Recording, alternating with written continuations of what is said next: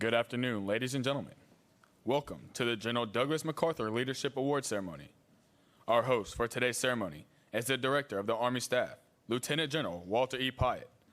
Accompanying Lieutenant General Pyatt is Colonel William J. Davis, United States Marine Corps, retired, Executive Director of the General Douglas MacArthur Foundation.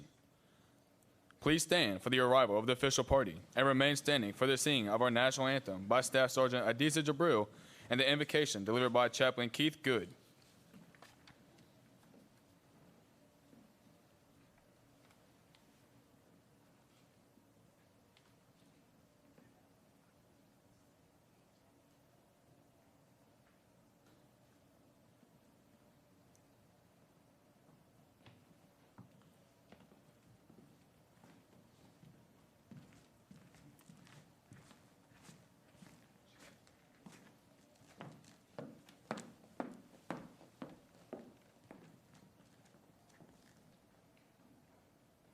Oh, say, can you see by the dawn's early light what so proudly we hailed at the twilight's last gleaming, whose broad stripes and bright stars through the perilous fight o'er the ramparts we watched were so gallantly streaming, and the rockets' red glare, the bombs bursting in air, gave proof through the night that our flag was still there. Oh, say does that star-spangled banner yet wave o'er the land of the free and the home of the brave?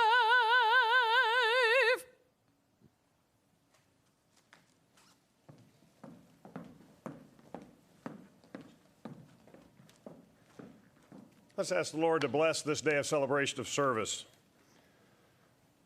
Almighty God, we are reminded in your word that Moses had young Joshua to look to train, and to mentor, to take on the leadership of a nation. Even so today, we honor those that we look to take on the leadership of our service and our nation. Dear God, bless these soldiers who receive this award as we honor them for their duty, as we recognize and give them the honor of recognition for a job well done. And dear God, I ask a blessing on them in the days to come, that their service to country would not flag, would not fail, and that they would lead the next generation on. Lord, bless them. May it be for your glory and for the good of our nation. We pray in your name. Amen. Please be seated.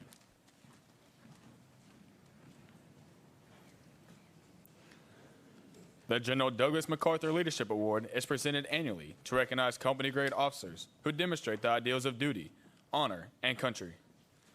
Today, the 2018 General Douglas MacArthur Leadership Award is presented to 30 officers in the active Army, Army Reserve, and Army National Guard who display the leadership traits by General MacArthur. Throughout a broad spectrum of positions, these officers display true commitment to Army values, unequaled technical and tactical competence, a mature understanding of their leaders, subordinates, and peers, and they exercised influence and leadership traits required for building cohesive teams that support the Army. These officers are the leaders of our future. The MacArthur Leadership Award is presented by both the Department of the Army and the General Douglas MacArthur Foundation. The Army is pleased to host this event and appreciates the MacArthur Foundation's active role in promoting junior officer leadership. Ladies and gentlemen, Lieutenant General Pyatt.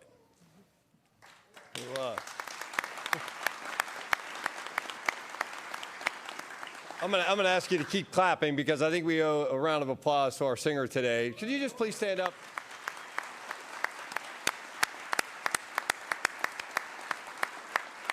For those of you who may not be familiar, that is not a costume. That is an Army uniform. She is a non-commissioned officer, a soldier.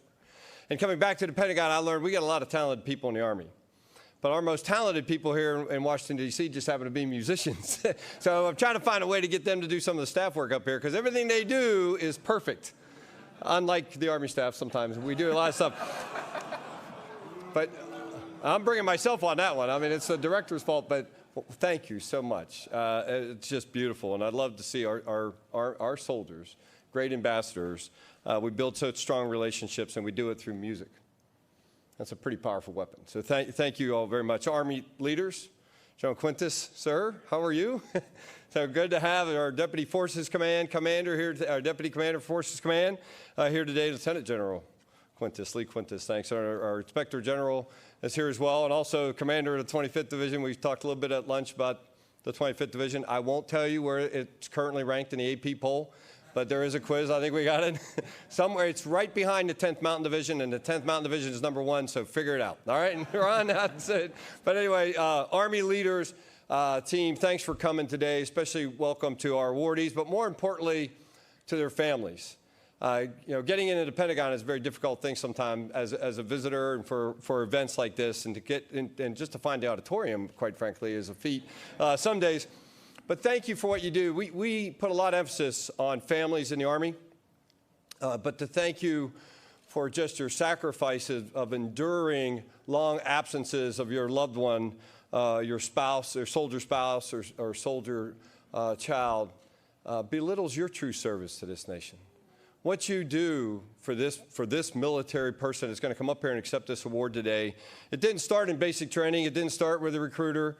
It didn't start when they got to their unit or got through promotions. It started at home. And you built the values necessary to serve our great land. So I thank you very much. This is a tough award. I did not earn it. I'm not sure if I asked some folks, probably the folks down here in the front row probably earned a MacArthur Award. I was told one year I was close when I was a captain. And I felt pretty proud of myself. I thought, boy, I got a chance to get the MacArthur Award because a lot of people talk about it, although no one brags about it, but they know how significant it is. But when you look at the odds of winning this award, a company grade officer to compete in all compos, that's our regular Army, our National Guard, our reserves, all those company grade officers, that's over 100,000 people. 100,000. And we've got 30. All right, I was a biology chemistry major, but that's pretty low odds. To be 0.03 of a percentile, that's ridiculous. And now I know that I was somewhere probably like 30, 40%. So when they said I was close, but not to this. And I'd say that because you need to understand. I know you're very proud of your soldier, and you're thinking, yeah, they deserve it. But take a pause at that. 30 out of 100,000.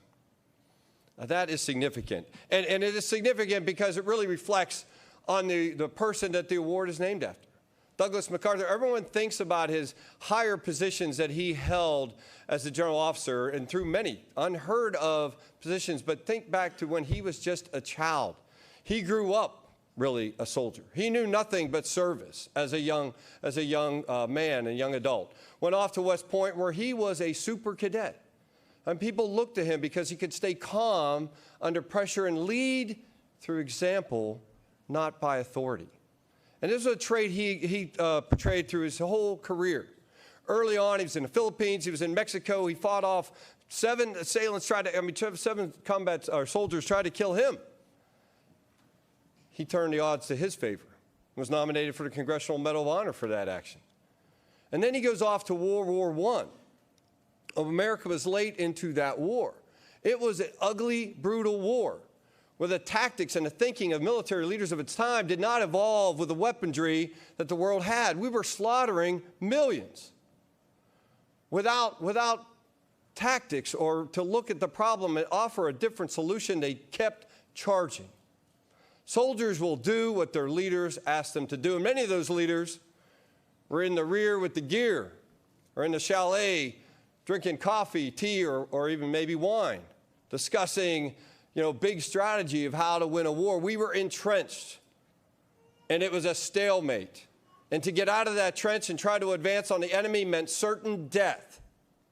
But they went anyway, and they went all the time. Douglas MacArthur went on his own.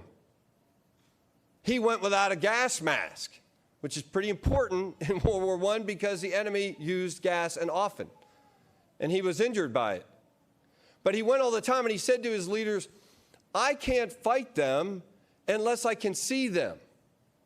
He saw the same stalemate everyone else did. And as a chief of staff of the division, the very last place he should have been was on a squad recon, but he was, and not only on the recon, he was on point of that recon. He led by example. Where he was needed, he was, and where it was dangerous, he was first. That example resonated with his soldiers in World War I, earning him 2 Distinguished Service Crosses, 7 Silver Stars. 7 Silver Stars. He left the trenches, found a way, used what people thought wasn't even possible in World War I, a term maneuver, to try to find use a land to put himself in a position of advantage over his enemy. He did it well, he did it alone, and he did it out front. And then he rose to become the chief of staff of the Army before the war, and then in World War II, holding down a very strategic command for our Army. And when the Japanese attacked our nation, his command was surrounded, isolated, and considered to be lost. Military prudence would have said surrender. He did not. He had a plan to fight with all he had to make it as hard on the enemy as he possibly could to hold out. Many forces were forced to surrender, but the command held. He never surrendered it, and then when the tide turned, he was in position once again to lead our nation in a very bad time to good results. And then came Korea. Shortly after World War II, we had the biggest army, the best trained army. We were a powerhouse. But we fell into disrepair in between those years from 45 to 1950. We were an unprepared army in a matter of short time. We had so many combat veterans, but we let ourselves go unequipped, untrained, poorly led. And when the forces of North Korea attacked the south, our army went. And we almost lost the entire army that went there. They held off barely in the Pusan perimeter, and much was needed. Again, it was a problem that everyone saw, and everyone had to just apply forces to the point of friction, in this case, in the very southern part of South Korea, Pusan perimeter, as it was called. MacArthur saw something different. And it wasn't just a use of maneuver and development to go behind the enemy. Those words brief well, but they are difficult to execute. He signed on for and pushed for the landing at Incheon, which was just west of Seoul, which in this time was in enemy's hands. The army was crumbling, defeat was almost certain. Instead of just reinforcing failure, he changed the plan. And Incheon was not just an easy move. Okay, we'll get them from the rear, they won't be expecting it. The environment at that time, just the tides of the shore to get to Incheon were more dangerous than the North Korean army was. It was not certain. It was a gamble. But he weighed that risk. He knew that it would be high payoff, so it was certainly worth that risk. He stuck to his guns. No matter how tough the situation was, he presented what he thought to be the best course, even when it cost him his own position. That's the kind of trait that we should remember. He was out front and in charge and on the lead, and where he was needed, he was. And where it was dangerous, he was first. So I tell you those stories because it puts in respect the magnitude of this award. You didn't win a contest. We're not selecting you because you're just nice people. You're good leaders. You're good leaders. Your leadership sees that in you. They nominated you for this award, and you won it. You beat those odds because you deserve to beat those odds. Now much is asked of you. Your challenge remains. I don't know what the future holds. It will be uncertain, it will be dangerous, and it will be difficult. And as I said before, there will not be a lesson or example in a history book that will give you the answers to the current problems you will face. It will take leadership. It will take your leadership to see the same thing that everybody else is seeing and somehow see something different. And offer a position that may get you in trouble just by bringing it up. But your courage has to lead. and you have to be able to speak truth to those that hold power, even if that option is not considered by any, and if it is considered to be high risk or dangerous. That's indeed our profession. It's what Douglas MacArthur did his entire career. And so when you hold this award today, think about that. Honor it, accept it, allow your family to hug you, even pat yourself on the back. But every day from this day forward, know that much responsibility is placed on your shoulders. And we expect you to be in those difficult places. And where it's dangerous, we expect you to be first. So I can't tell you, as I said, what is ahead of you in your future. I do know it will be difficult, but know this: winning matters. There is no other alternative. Winning matters. It requires you, all of us, to be Army strong. Thank you.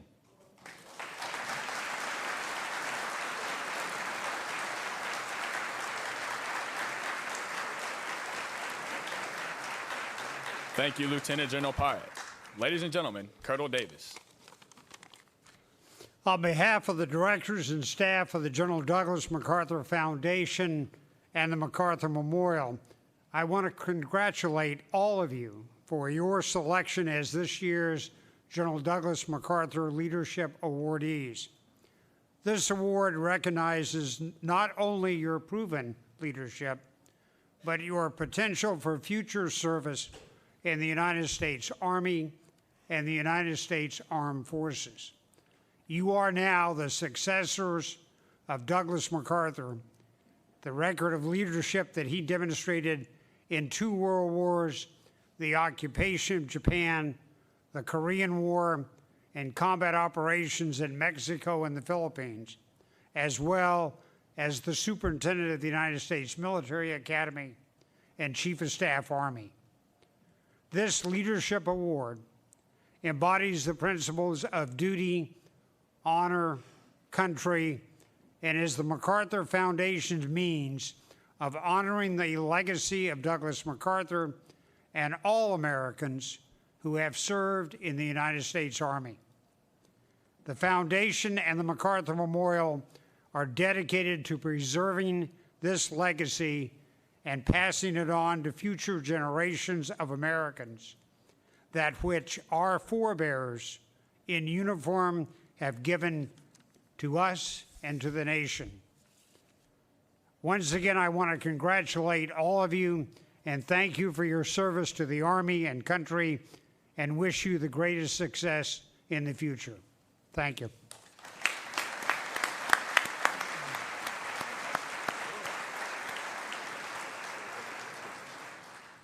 Ladies and gentlemen, Lieutenant General Pyatt and Colonel Davis will now present the 2018 General Douglas MacArthur Leadership Awards.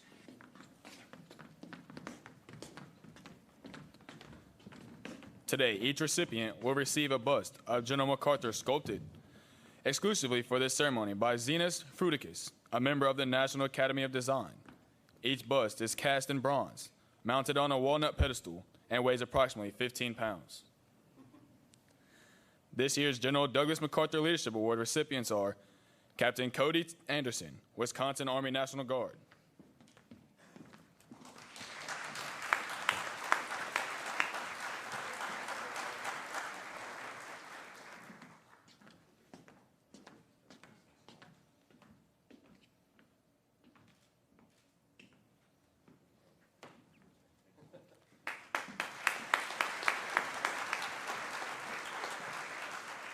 Captain Rocco Bacuti, United States Army Forces Command.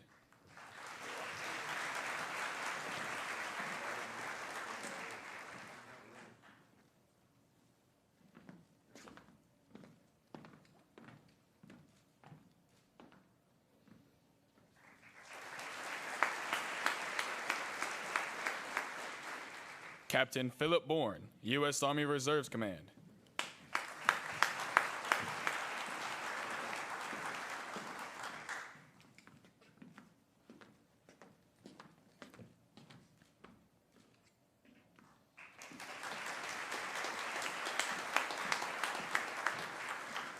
Captain Brian Breeden, Ohio Army National Guard.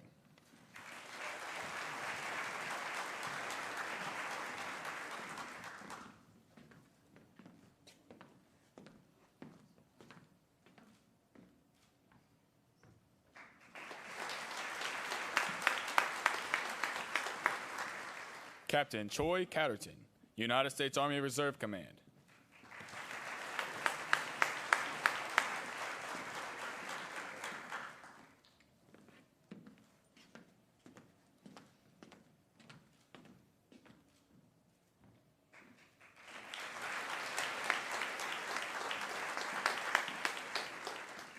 Captain Patrick Glazebrook, United States Army Forces Command.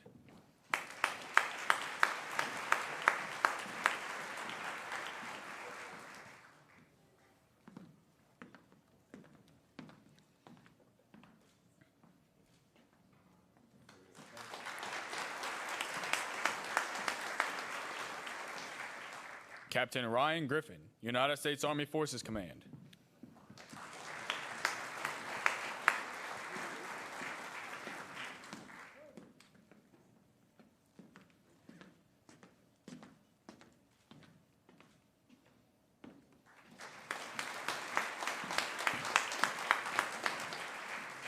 Captain Clara Gum, Arkansas Army National Guard.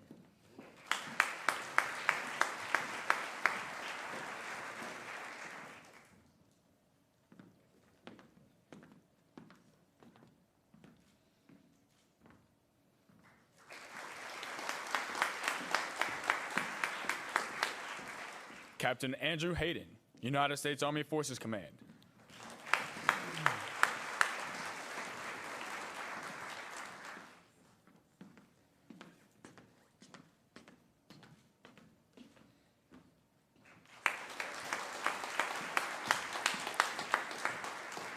Captain Patrick Kelly, United States Army Forces Command.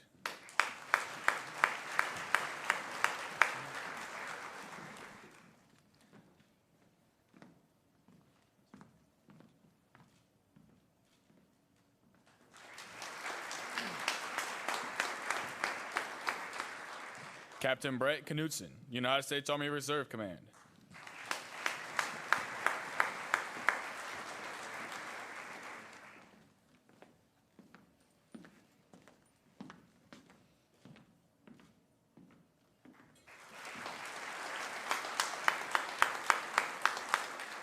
Captain Andrew McKenzie, United States Army Forces Command.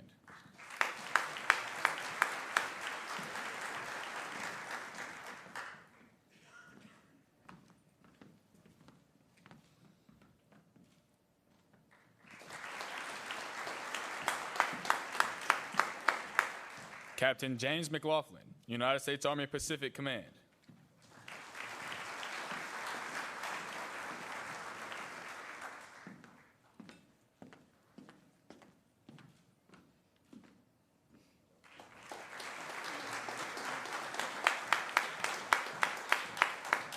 Captain Joshua McMillian, United States Army Forces Command.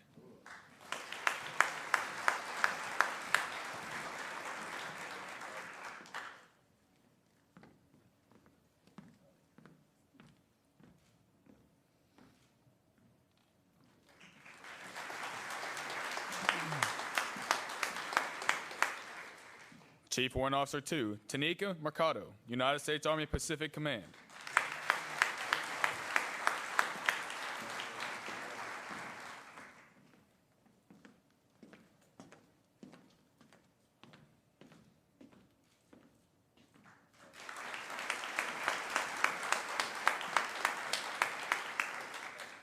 Captain Albert Merkel, United States Army Reserve Command.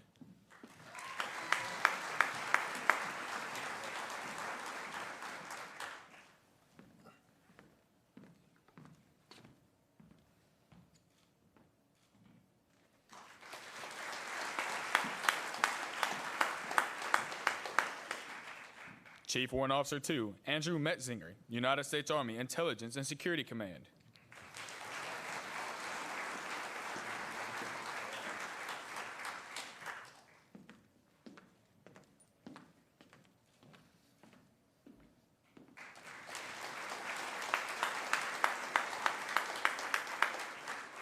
Captain Samuel Mitchell, United States Army Reserve Command.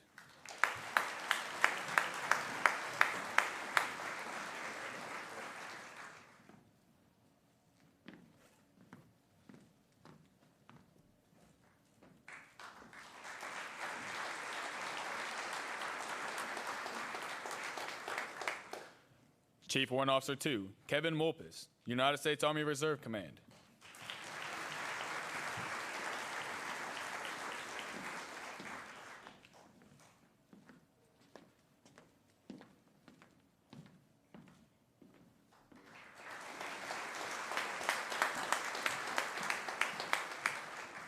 Chief Warrant Officer 2, Brian Myers, United States Army Forces Command.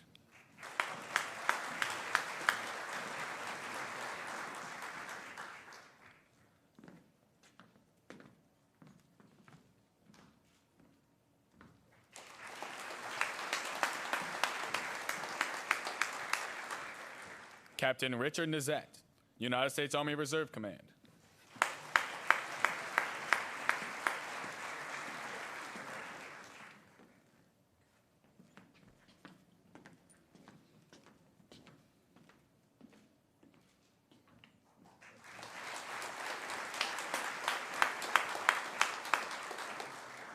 Captain Eric Ott, Nebraska Army National Guard.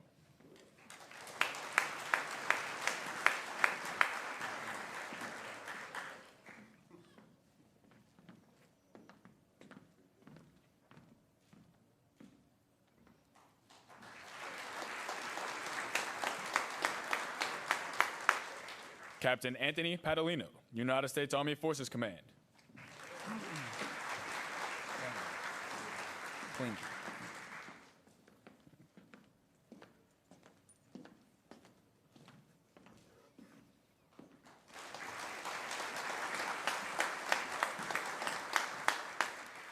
Captain Chad Plingy, United States Military Academy.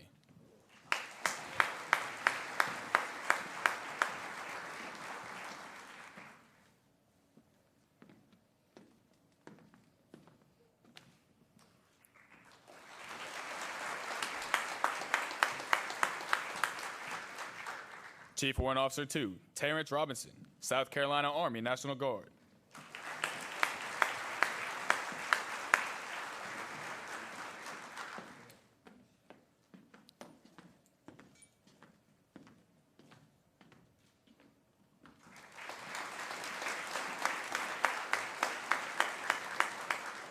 Captain Stephen Scott, United States Army Reserve Command.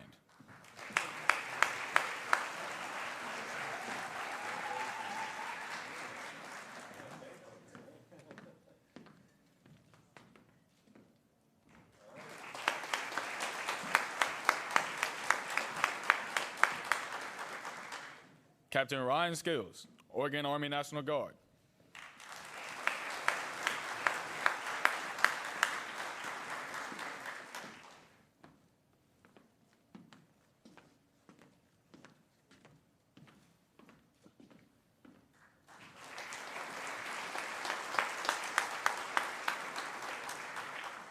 Captain Quentin VIRIN, United States Army Forces Command.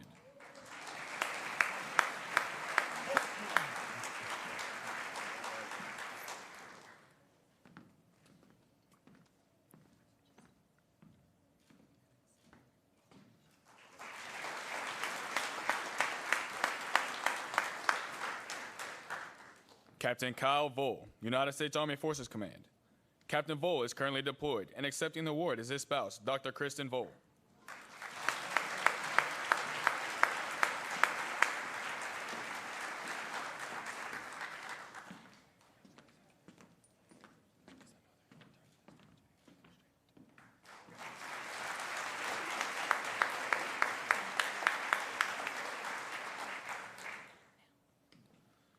Ladies and gentlemen, as the awardees return to the stage for a group photo, let's give them a big round of applause.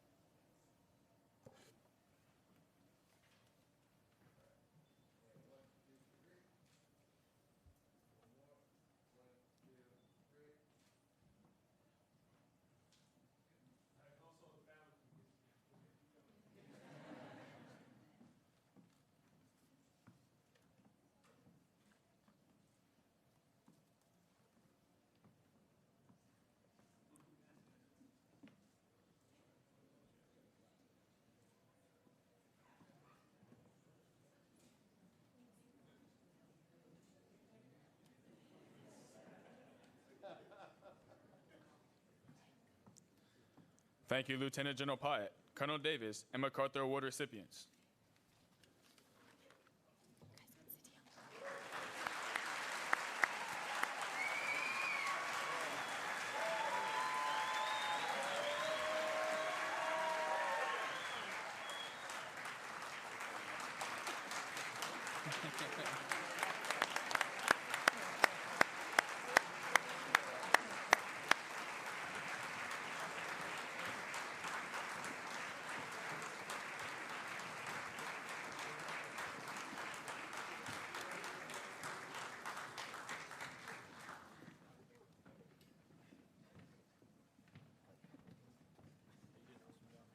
Thank you, sir. Thank you, sir. Thank you, sir.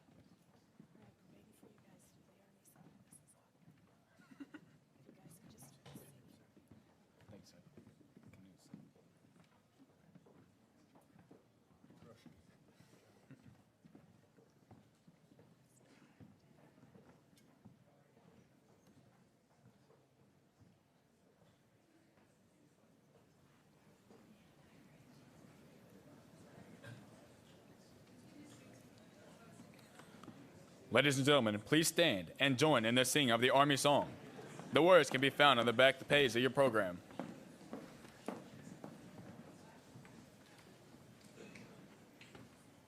March along, sing a song with the army of the free. Count the brave, count the true, who have fought to victory. We're the army and proud of our name. We're the army and proudly proclaim. First to fight for the right and to build the nation's might, and the army goes rolling along. Proud of all we have done, fighting till the battle's won, and the army goes rolling along. And it's hi, hi, hey, the army's on its way. Count off the cadence loud and strong. For where we go, you will always know that the army goes rolling along.